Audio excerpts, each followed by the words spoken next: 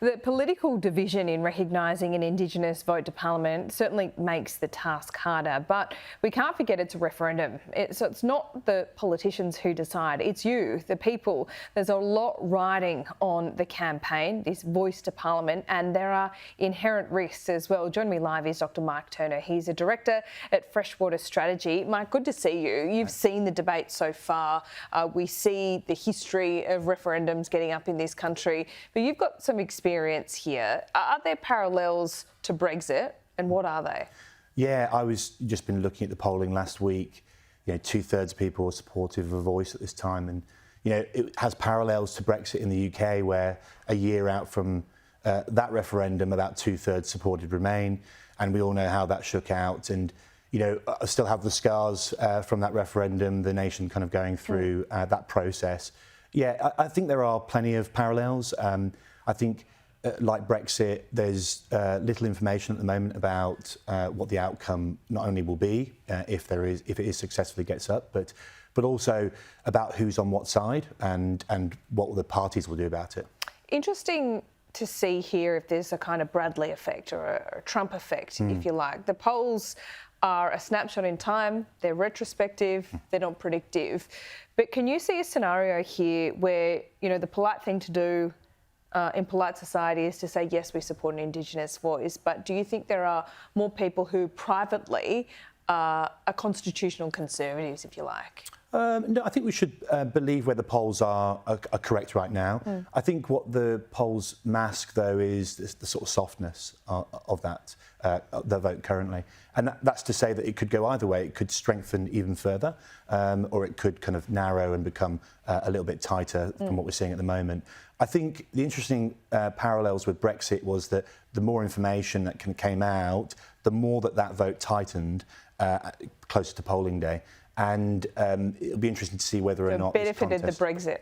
It did in that instance, and in part that was because of the personalities that were involved. So David Cameron allowed a conscience vote on the European referendum in the UK, and that allowed key figures like Boris Johnson and Michael Gove to basically break from the rest of the main rump of the Conservative Party, join figures like Gisela Stewart, and put forward what clearly was ultimately a compelling And they could argument. get out, be the public face campaign without looking disloyal to the party. So you kind of avoid those, you know, articles day by day saying, you know, rumblings within government or within, you know, the party that, you know, they're all divided. When you put in a conscience vote, it kind of strips it out a bit, doesn't it? So I guess the suggestion is at the moment, I don't know, that Peter Dutton may allow a conscience vote on his own side. Is that wise? Well, I can understand potentially why, but I guess the lesson from the UK experience is that there was conflict. You know, it's pretty clear that David Cameron was not happy with Boris and Michael going out to join Vote Leave, and there were contests. They got up on stage, the Conservative Party parliamentarians got up on stage and debated against one another ahead of the referendum. But if you're allowing a conscience vote, that's what you're going to do. That's right. You acknowledge that people disagree in the party. I'm also interested about the Brexit parallels here. The more information that came out during the campaign, the more people obviously supported Brexit. This is what we're debating at the moment. There's a distinct lack of detail in the Voice campaign plan. There are preferences, but even in among Indigenous leaders, there is disagreement.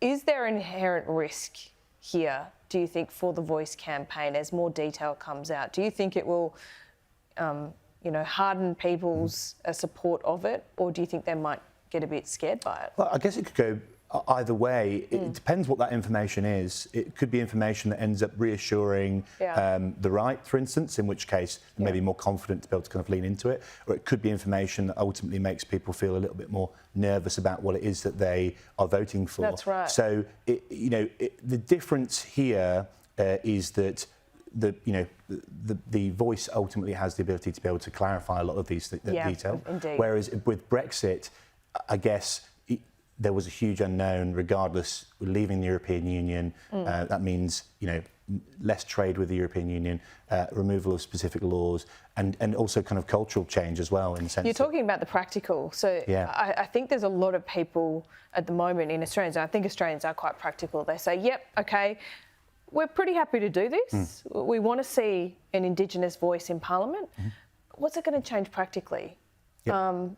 How does that change the debate even? Yeah, and so from the kind of research that we've done, we can see that that's what people are looking for. What they're looking to understand is, what is the practical difference to my life and to people around me, and what does it potentially hold for the kind of future and for my kids as well. So without giving away too many secrets, I mean, as someone who helps shape campaigns, what would you say to either side? Is it simplifying the message? Are Australians really conservative when it comes to the Constitution, or are they just practical and want to know how this is going to change things? No, clearly the history in Australia is one where they're happy to change the Constitution. Yeah. It has happened. But I think not all that regularly, no, but not yes. that regularly, but it has happened. So look, I think the honest answer is that both sides will be tooling up right now. They will be doing their research, and they'll be looking to come up with simplified, snappy lines that kind of support their side. My instinct is that the